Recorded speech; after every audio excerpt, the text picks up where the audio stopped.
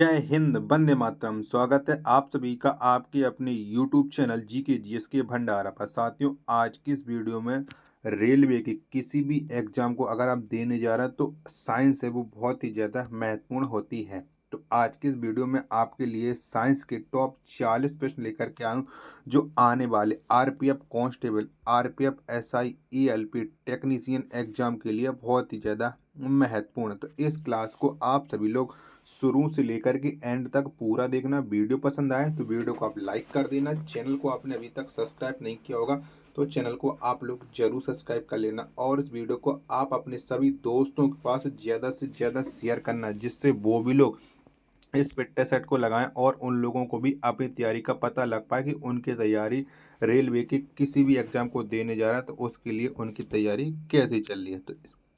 तो चलिए फिर शुरू करते हैं आज का अपना ये महत्वपूर्ण प्रैक्टिस सेट। पहला प्रश्न है आपके सामने कि ध्वनि तरंग की आवृत्ति मापने की इकाई क्या है। तो किस में मापते हैं हम ध्वनि तरंग? तो ये मापी जाती है हर्ट्ज में। यानी एक का राइट आंसर है वो ऑप्शन संख्या बी इस प्रश्न का राइट आंसर हो जाएगा। अगला प्रश्न है आपके सामने प्रश्न संख्या 2 है कि विद्युत धारा की दिशा किसके द्वारा ज्ञात की जाती है। तो किसके द्वारा ज्ञात करते हैं? तो विद्युत धारा की जो दिशा होती है वो हम ज्ञात करते हैं गैल्वेनोमीटर के द्वारा। किसके? गैल्वेनोमीटर के द्वारा। 2 का राइट आंसर है ऑप्शन संख्या सी इस प्रश्न का राइट आंसर हो जाएगा। प्रश्न संख्या 3 है आपके सामने गर्भाशय में भ्रूण को पोषण प्रदान करने वाला ऊतक क्या कहलाता है। तो क्या कहलाता है? उस ऊतक का नाम बताना जो गर्भाशय में भ्रूण को भोजन प्रदान करता है। तो उस ऊतक का नाम है प्लेसेंटा। क्या? प्लेसेंटा। 3 का राइट आंसर है ऑप्शन संख्या ए इस प्रश्न का राइट आंसर है हो जाएगा। प्रश्न संख्या 4 है आपके सामने कि निम्न में से किस पौधे का कायिक प्रावधान नहीं होता है। बताओ कौन से पौधे का नहीं होता है। 4 का राइट आंसर आपको ये बताना है। तो ये नहीं होता है पपीता का। 4 का राइट आंसर हो जाएगा ऑप्शन संख्या डी इस प्रश्न का राइट आंसर हो जाएगा। प्रश्न संख्या 6 आपके सामने कि एसिडिटी को ठीक करने के लिए किसका प्रयोग होना चाहिए। तो किसका प्रयोग करते हैं हम एसिडिटी को ठीक करने के लिए? तो बेकिंग सोडा का प्रयोग करते हैं।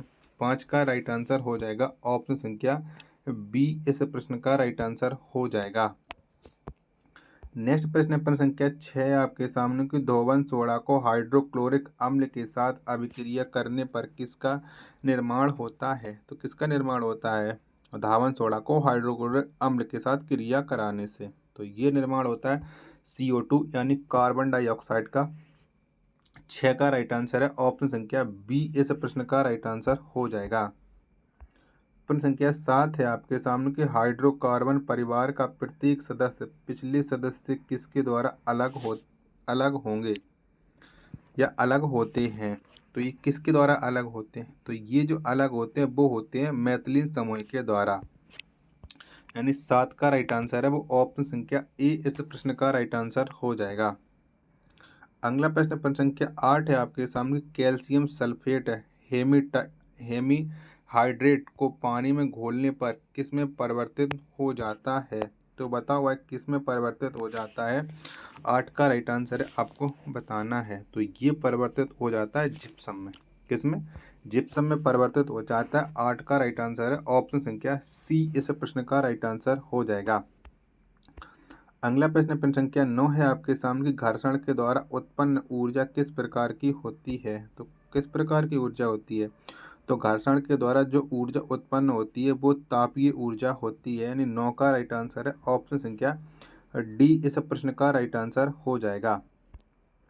प्रश्न संख्या 10 है आपके सामने कोई भी वस्तु अपनी पूर्व अवस्था में तब तक नहीं रहती है जब तक उस पर बाहरी बल नहीं लगाया जाता है, जिसे क्या कहा जाता है। तो उसे हम क्या कहते हैं ये आपको बताना है। प्रश्न संख्या 10 का राइट आंसर क्या हो जाएगा। तो उसे हम कहते हैं जड़त्व। ऑप्शन संख्या ए है वो इस प्रश्न का राइट आंसर हो जाएगा। प्रश्न संख्या 11 है आपके सामने किस समूह के जीवों में पूर्ण विकसित नाभिक नहीं होते हैं। तो बताओ किस में नहीं होते हैं। 11 का राइट आंसर तो ये मोनेरा में नहीं होते हैं। किस में?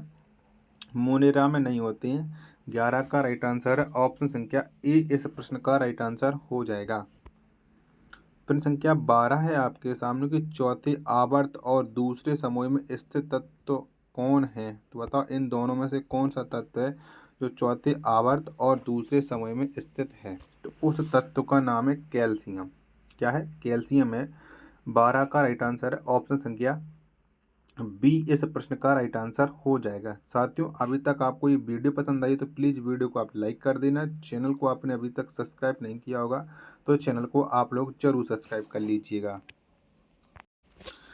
अगला प्रश्न प्रश्न संख्या 13 आपके सामने कि लिटमस विलियन का निष्कर्ष किससे किया जाता है। तो बताओ किससे किया जाता है लिटमस विलियन का निष्कर्षण। तो ये निष्कर्षण किया जाता है लाइकेन से। किससे? लाइकेन से। 13 का राइट आंसर है ऑप्शन संख्या सी इस प्रश्न का राइट आंसर हो जाएगा।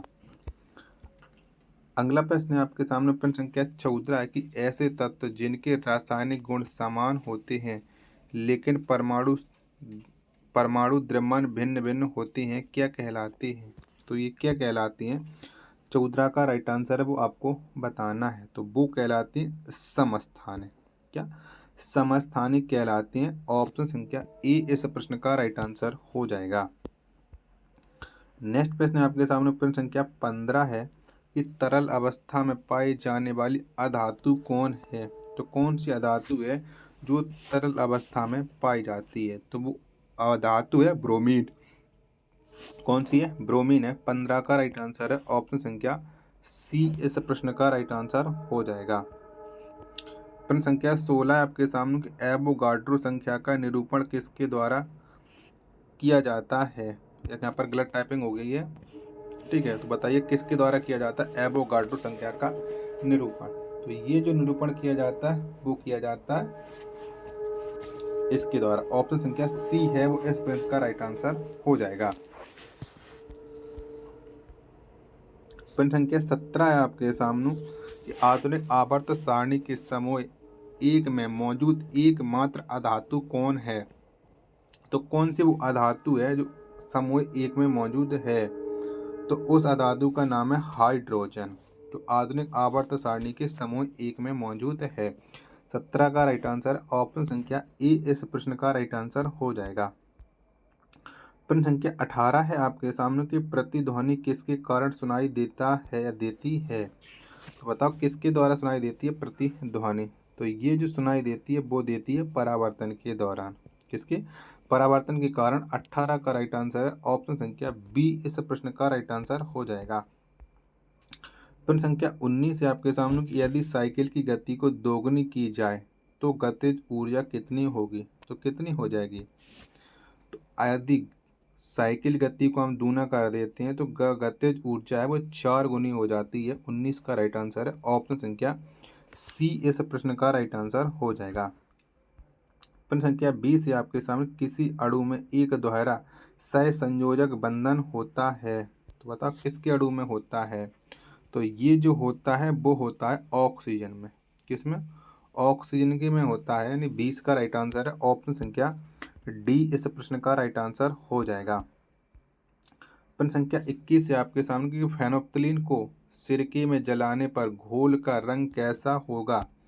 तो कैसा हो जाएगा कि फेनोप्थलीन में सिरके को जलाने पर तो जो घोल का रंग होगा वो रंगहीन हो जाएगा। 21 का राइट आंसर है ऑप्शन संख्या डी इस प्रश्न का राइट आंसर हो जाएगा। प्रश्न संख्या 22 से आपके सामने कि स्तनधारी प्राणी में कितने चैम्बर होते हैं। तो कितने होते हैं। तो स्तनधारी जो प्राणी होते हैं इसमें चैम्बरों की जो संख्या है वो है 4।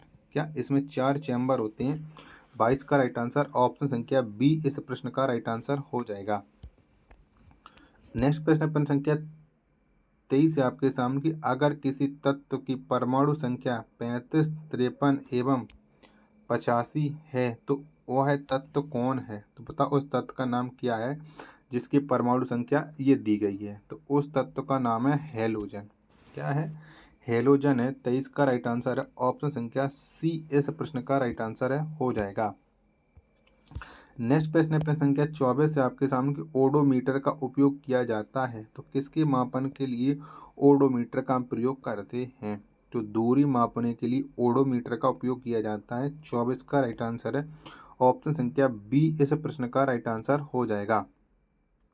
प्रश्न संख्या 25 है आपके सामने कि इथेनॉल को ईथेन में परिवर्तित करने के लिए डिहाइड्रेटिंग एजेंट के रूप में किसका उपयोग किया जाता है। तो किसका उपयोग करते हैं हम, ये आपको बताना है। प्रश्न संख्या 25 का राइट आंसर तो हम करते हैं सांद्र सल्फ्यूरिक अम्ल का उपयोग। ऑप्शन संख्या ए इस प्रश्न का राइट आंसर है हो जाएगा। प्रश्न संख्या 26 है आपके सामने कि 1 किलोवाट घंटा कितने जूल के बराबर होते हैं। तो कितने जूल के बराबर होते हैं 1 किलोवाट घंटा। तो ये बराबर होते हैं 3.6 गुणे 10⁻6 के बराबर। इन 26 का जो राइट आंसर है वो ऑप्शन संख्या ए इस प्रश्न का राइट आंसर हो जाएगा। प्रश्न संख्या 27 है आपके सामने कि अलग अलग प्रतिध्वनि सुनने के लिए न्यूनतम दूरी कितनी होनी चाहिए। तो कितनी होनी चाहिए, तो अलग अलग प्रतिध्वनि सुनने के लिए जो न्यूनतम दूरी होनी चाहिए वो होनी चाहिए 17 मीटर। कितनी, 17 मीटर। ऑप्शन संख्या डी इस प्रश्न का राइट आंसर है वो हो जाएगा। प्रश्न संख्या 28 है आपके सामने कि पौधे अपने अतिरिक्त जल का निष्कासन कैसे करते हैं। तो कैसे करते हैं पौधे, तो पौधे हैं जो अपने अतिरिक्त जल का निष्कासन करते हैं बाष्पोत्सर्जन के द्वारा। 28 का राइट आंसर है ऑप्शन संख्या सी इस प्रश्न का राइट आंसर हो जाएगा। नेक्स्ट प्रश्न है आपके सामने प्रश्न संख्या 29 है कि 1 पिकोमीटर किसके बराबर होता है। तो किसके बराबर होता है, तो जो 1 पिकोमीटर है वो 10⁻⁻12 मीटर के बराबर होता है। ऑप्शन संख्या बी 29 का राइट आंसर हो जाएगा, बी इस प्रश्न का राइट आंसर। प्रश्न संख्या 30 है आपके सामने कि एल्यूमिनियम सल्फेट यौगिक का सूत्र क्या है। तो कौन सा है एल्यूमिनियम सल्फेट का, तो इसका जो सूत्र है वो है Al2SO4 का होल त्याग, यानी ऑप्शन संख्या ए इस प्रश्न का राइट आंसर हो जाएगा 30 का। प्रश्न संख्या 31 है आपके सामने कि जब किसी प्रतिरक्षा बल F को विपरीत दिशा में लगाया जाए तो दिशाओं के बीच का कोण क्या होगा। तो क्या हो जाएगा दिशाओं के बीच का कोण, ये आपको बताना। प्रश्न संख्या 31 का राइट आंसर तो जो दिशाओं के बीच का कोण होगा वो 180 डिग्री होगा। 31 का राइट आंसर ऑप्शन संख्या डी इस प्रश्न का राइट आंसर हो जाएगा। प्रश्न संख्या 32 है आपके सामने कि आधुनिक आवर्त सारणी के छठे आवर्त में कितने तत्वों को रखा गया है। तो कितने तत्वों को रखा गया है, तो आधुनिक आवर्त सारणी के जो छठवां तत्व है उसमें रखा गया है 32 आवर्त को, यानी मतलब छठे आवर्त में 32 तत्वों को रखा गया। 32 का राइट आंसर ऑप्शन संख्या बी इस प्रश्न का राइट आंसर हो जाएगा। प्रश्न संख्या 33 है आपके सामने कि एक संपीड़ित स्प्रिंग में किस प्रकार की ऊर्जा स्थित होती है। तो कैसी ऊर्जा होती है ये आपको बताना है। तो इसमें जो ऊर्जा होती है वो होती है स्थितिज ऊर्जा। 33 का राइट आंसर ऑप्शन संख्या डी इस प्रश्न का राइट आंसर हो जाएगा। प्रश्न संख्या 34 है आपके सामने कि एक वस्तु को उत्तल दर्पण के सामने अनंत और दर्पण के ध्रुव के बीच रखने पर प्रतिबिंब की स्थिति क्या होगी। तो कौन सी हो जाएगी प्रतिबिंब की स्थिति, ये आपको बताना है। तो ये स्थिति हो जाएगी आभासी और छोटा, यानी 34 का राइट आंसर ऑप्शन संख्या बी इस प्रश्न का राइट आंसर हो जाएगा। प्रश्न संख्या 35 है आपके सामने कि अमीबा अपना प्रजनन किस प्रकार से करता है। तो किस प्रकार से करता है अमीबा, तो अमीबा जो अपना प्रजनन करता है वो द्विखंडन विभाजन के द्वारा करता है। तो 35 का राइट आंसर ऑप्शन संख्या डी इस प्रश्न का राइट आंसर हो जाएगा। तो साथियों ये 35 प्रश्न आपको कैसे लगे कमेंट बॉक्स में आप अपनी राय जरूर बताना। वीडियो पसंद आई तो वीडियो को लाइक कमेंट और चैनल को सब्सक्राइब करना न भूलें। मिलते हैं अपन नेक्स्ट वीडियो में, तब तक के लिए धन्यवाद। जय हिंद।